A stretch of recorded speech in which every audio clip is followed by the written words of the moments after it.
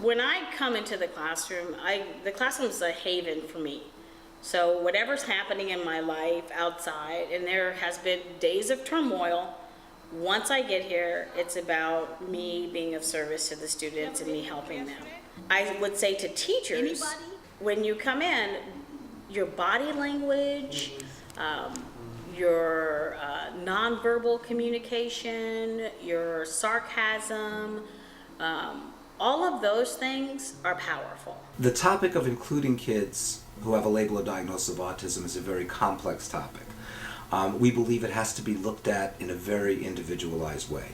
That some children benefit greatly from inclusion, but we have to look at issues such as the type of the classroom, the skills of the regular educator in the classroom, and whether there are the proper supports in place. When I was in class, if a teacher didn't understand me, they would sort of pick on me, and the other kids would pick up on that, and so the whole class would pick on me. So I tended to get bullied a lot just because, even because of the teachers. How was school in fourth grade? And she said it was horrible. And the teacher marked all my things wrong, and she always put me in the group with the kids that were not smart, and she never mixed us up. Now, if there's ever a red flag for mixing up kids in groups, that was a commercial.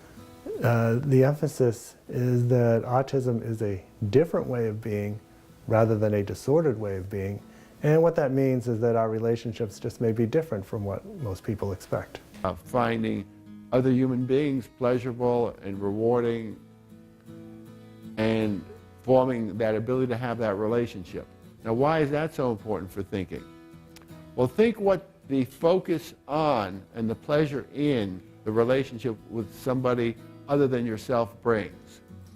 If you don't have that intimacy, that pleasure in relating to someone else, what's the alternative? What do? You self-absorb.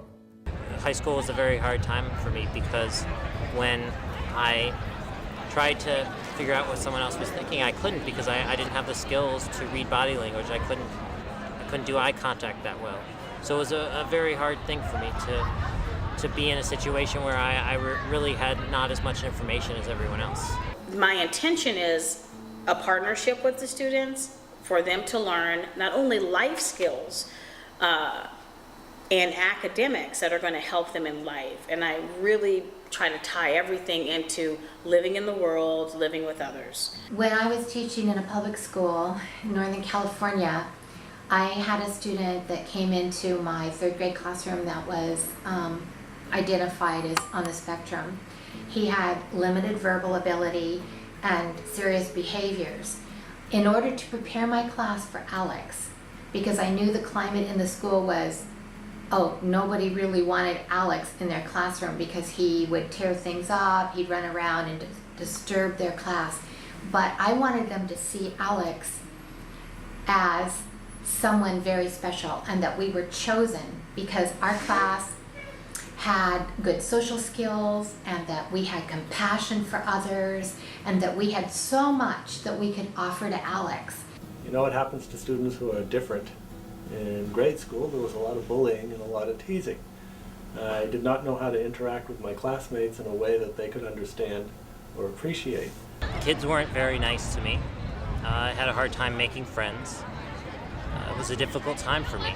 And I learned an important lesson: when someone brings you their work, that's the best they have to offer. They teach you to butcher their work, basically. They bring you the best they have and you get that pen and you just start going to town about how it's not right. And here it is. That's the best they have to offer. And I've learned over the period of years, before I put a pen or touch it, do you want me to write anything on it? What do you want from me? I ask them, what would you like me to do, instead of just assuming mark, mark, mark, mark, mark. If teachers knew that their sensory profile was preventing students from learning, I think they would want to find out more about themselves. I understood it to mean this, and no one in the class understood it that way. They understood it differently. And I said, you guys, thanks. I'm gonna change it because that's the way I understood it. Now I know that what could I have done to write it a different way. You need to be human to the kids and let them know, like, did that work for you? That back and forth conversation of the relationship. Well, how was that test? Was it okay? You know, tell me what you thought. And have the kids be part of this partnership of learning in the classroom. The key thing is they go through so many failures every single moment of their day, whether it's not being able to say what they want or get what they want or express what they want. And so that to keep remembering that to be positive. Anytime you get into a battle of control of behavior and wills with someone on the autism spectrum, you're almost guaranteed to lose. So I think we're much better off in establishing positive relationships with people on the autism spectrum. Kevin had choked someone in the bathroom. They were very concerned that he was unsafe to be around. So when we got him, I thought, gosh, this kid must be a monster. Sweetest, kindest, most polite, most cordial student ever. Did you think that the class that you were in or the teachers really understood you?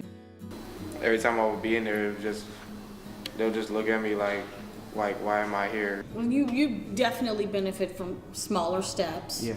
And then also sometimes we work in teams, in groups, and then you do really well with that as well. Mm-hmm. Out of all my teachers, she's like the only one that quite understands me, and I understand her more. So like everything she tells me, I like get it. So. I do. I'm glad that you got promoted into my classroom. Thank you so much. Thanks, Kevin. Thanks for coming on. Now we understand that in many, many cases, behaviors that may appear undesirable or kind of socially stigmatizing are forms of communication. That a child will scream if he's frustrated, if he doesn't have a way to express his emotions. That a child may run away if he's confused and overwhelmed because he doesn't know how to say, I can't understand. Or a child may cover his ears and shake his head if there's too much noise in the room because he doesn't know how to deal with that much noise. So in the past, efforts very often were just to try to stop the behavior, okay? Or what was called extinguishing the behavior. Now we understand we have to try to figure out, really put our minds to what's the purpose, what's this child or this person's experience when they're engaging in that form of behavior. We believe if we are really truly addressing what are the core challenges faced by individuals with autism, and that is developing relationships, social communication, staying well regulated emotionally, certainly we want all of our students to succeed in academics. Those types of abilities are essential for academics as well.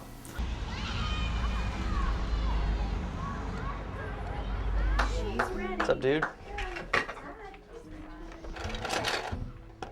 Good morning. Yeah, when I first started with Neil, any kind of change was tough. All right, Neil, let's start it up. Neil, Senor Katz. Neil, why don't you get started on the day, date, and month for us? Can you knock that out? All right. What time is it? If we were going from the special ed to the typical classroom, it, could be a blowout of Neil just choosing to knock something off the wall or on that during that transition. But now we've got our schedule. He's going to work with his teacher in here, and then we'll head up to his typical class. All right, let's just head outside. Excellent. Give me 5, buddy. 3 in a row. I think he gets it. Now the test for us is trying to get him to show us that he gets it. He knows the time. He knows how many quarters. He knows, that type of stuff. But he likes to play, and then also is distracted. When Neil was ready to be mainstream, he was supposed to be in one teacher's class, and who shall remain nameless, she wrote a letter saying she did not want a child like that in her classroom. Again, I'm going to reference the... And we found Mr. S., who, as soon as he heard about having Neil in his class, he said, I'd love it. That'd be great. It says, before we had a constitution, our nation was governed by the blank of confederation. Articles. But Articles what is that? Confederation. each colony sent representatives to Philadelphia to fix the Articles of Confederation. Okay, in the American Revolution, if we look at all the colonists, one big piece of pie, how many do you think were for the revolution? How many do you think were against the revolution? Any guesses? Oscar? Want to hazard a guess? Well, let's check with an expert. Neil. Neil. Eye contact with Neil. Were more colonists loyal to the king or in favor of independence? King, independence. Which one was it? Well, our expert has it absolutely correct.